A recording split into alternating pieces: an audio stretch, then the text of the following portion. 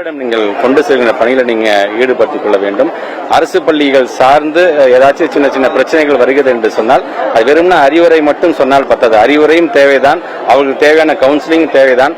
அதே நேரத்தில் அந்த பிள்ளைகளுக்கு ஒரு ரெஸ்பான்சிபிலிட்டி கொடுத்து அவங்களை அதில் ஈடுபடுத்தும் பொழுது இன்னும் அது மிக எளிதாக தோழர்கள் தோழிகளுக்கு உள்ளார பேசி அதை சரி செய்கின்ற அளவிற்கும் அது நல்ல ஒரு மாற்றத்தை நாம் உருவாக்க முடியும் என்கின்ற ஒரு நம்பிக்கையில் தான் இந்த முயற்சியில் நாங்கள் இறங்கியிருக்கின்றோம். இது கண்டிப்பாக ஒரு நல்ல ஒரு பலனை தரும் என்ற நம்பிக்கை எங்களுக்கு விடும்போது முதல்ல வாழ்த்துக்கள்.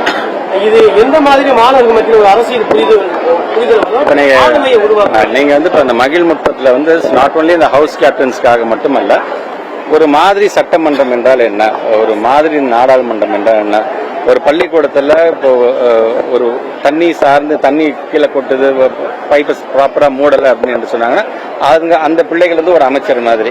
இது நம்ம சரியாக இருக்க வேண்டும் என்று, சுத்தபத்தமாக இருக்க வேண்டும் என்று சொன்னால் அது சார்ந்து ஒரு அமைச்சராக. இது ஒரு மாதிரி சட்டமன்றம், ஒரு நாடாளுமன்றம். இது தங்களை அறியாமல் ஒரு ஓனர்ஷிப் கொடுத்துட்டா போதும் குழந்தைங்களுக்கு. இதை நீ செய்ய அப்படின்னு நம்ம ஒருத்தங்க அறிவுறுத்தலே இருக்கிறது சொல்றதுக்கு பதில், அப்பா இது உன்னோட பொறுப்புப்பா, நீ தான்ப்பா பாத்துக்கணும் அப்படிங்கும் பொழுது அந்த ஓனர்ஷிப்போட அந்த குழந்தைங்க அதை கண்டிப்பாக செய்வாங்க. அந்த ஓனர்ஷிப்போட செய்யும் போது நீங்க சொல்ற அளவுக்கான அந்த தலைமை பண்பு வந்துடும், நல்ல ஒழுக்கம் வந்துடும், சுத்தபத்தமாக இருக்க வேண்டும், தானும் சுத்தபத்தமாக இருக்க வேண்டும், பள்ளிக்கூடங்கள் இருக்க வேண்டும் என்ற எண்ணத்தை அந்த குழந்தைகள் நாங்கள் விதைக்கின்ற விதமாகத்தான் இந்த மாதிரி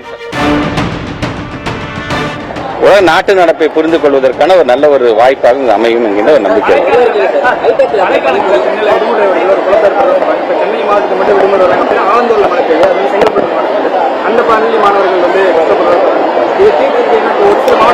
இல்ல இப்ப இந்த மழை காலத்தை பொறுத்த வரைக்கும் நான் தெளிவாகவே சொல்லிட்டேன். இது ஒவ்வொரு மாவட்ட ஆட்சித்தலைவர்கள் அவங்களுக்கு இருக்கக்கூடிய நமக்கு டிபார்ட்மெண்ட் மூலமா வரக்கூடிய அறிவுறுத்தலின்படி இன்னைக்கு நம்ம மாவட்டத்தில் மழை வருது சொன்னா முன்கூட்டியே சொல்லணும்னு நான் சொல்லியிருக்கேன். எய்தர் முதல் நாள் இரவே நீங்க இதுக்கான டிக்ளரேஷன் கொடுத்துருங்க. காலம்புற பிள்ளைங்க கிளம்பி பாதியில் திரும்பமா இருக்கக்கூடாது. நான் சம்டைம்ஸ் பாத்தீங்கன்னா நம்முடைய அந்த ப்ரெடிக்ஷன்ஸ் சம்டைம்ஸ் தப்பாவும் போகுது. மழைன்னு சொல்லிட்டு திடீர்னு மழை வராமலே போயிடுச்சு. அந்த கலெக்டர் சார் நாங்க அதை பார்த்து நாங்கள் முடிவு பண்ணிக்கிறோம் சார், யாரும் பாதிக்காத வண்ணம் என்று அவங்க சொல்லியிருக்காங்க.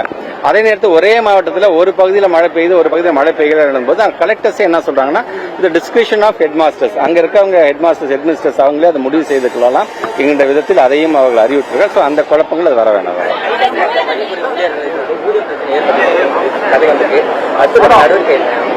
இல்ல இப்ப அது ப்ராப்பரா கொடுக்க ஆரம்பிச்சிட்டாங்க. அது இப்ப நீங்க சொன்ன இதே மாதிரி செய்தி எனக்கு உங்கள் மூலமா வரல, பட் வாட்ஸ்அப்ல எங்களுக்கு வந்தபோது உடனடியாக செக்ரட்டரி நாங்கள் கேட்டோம் சார், ஏற்கனவே பணம் ரிலீஸ் பண்ணியாச்சு சார், அந்தந்த ஹெட்டுக்கு போகும்போது அது பிரிச்சு கொடுக்கறதுக்கான அந்த டைமே தான் தவிர யாருக்கும் அந்த காலதாமதம் ஏற்படாது சார் சொல்லியிருக்கேன்.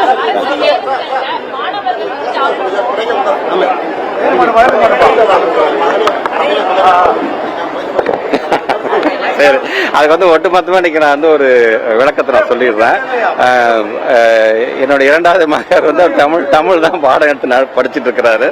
எதனால அவர் சொன்னாருங்கிறதுக்காக சொல்றேன். 6ஆம் வகுப்பு வரைக்கும் தமிழ் பாடத்தை படித்துக் கொண்டிருந்தவர் 7ஆம் வகுப்பு வரும்பொழுது அவர் என்ன சொன்னாருன்னா, ஒரு யூனிக் லாங்குவேஜ் நான் ட்ரை பண்ணி பார்க்கட்டுமான்னு சொல்லும்போது நான் சொன்னேன் தமிழ் மாதிரி வராது, சரி ட்ரை பண்ணி பாருன்னு சொல்லும்போது அதுதான் அவர் சொல்லியிருப்பாரு பிரெஞ்சு ரொம்ப டஃப் அப்படின்னு.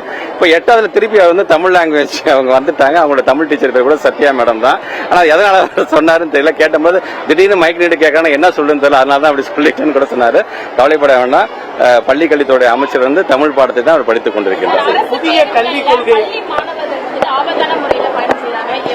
இல்லம்மா, ஏற்கனவே நாங்கள் லாஸ்ட் 3 இயர்ஸாக நாங்கள் ரொம்பவே நாங்கள் அறிவுறுத்திருக்கோம். அது ஒவ்வொரு டீச்சர்ஸ் மூலமா சொல்லியிருக்கோம், சிஓஸ் மீட்டிங்லயும் சொல்லியிருக்கோம். பசங்க விளையாட்டுத்தனமா இளங்கன்று பயம் அறியாதுங்கிற மாதிரி பஸ்ல தொத்திக்கிட்டு வருதுலாம் பண்ணக்கூடாது. சில நேரங்கள் நான் பஸ்ஸை நிறுத்தி நானே அட்வைஸ் தான் பண்ணியிருக்கிறேன். பட் அதே மீறி அந்த பிள்ளைகள் வரும்போது உள்ளபடியே எங்களுக்கு அது சங்கடமா இருக்குது. இது நாட் ஓன்லி டீச்சர்ஸ் ஆர் நாங்கள் அட்வைஸ் பண்ணது மட்டும் இல்ல, பேரண்ட்ஸ் அவங்களும் இது ஒரு ப்ராப்பர் அட்வைஸ் கொடுக்கணும். எனக்கு யூனிசெஃப் ஃபங்க்ஷன் புதிய கல்விக் கொள்கையை உருவாக்குறதுக்கு தமிழகத்தில் குழு அமைக்கப்பட்டது, பரிந்துரை பண்ணாங்க. அது இன்னும் செயல்படுத்தல. அது எப்போ புதிய கல்விக் கொள்கை தனி கொள்கை அது பரிந்துரை பண்ணிருக்காங்க.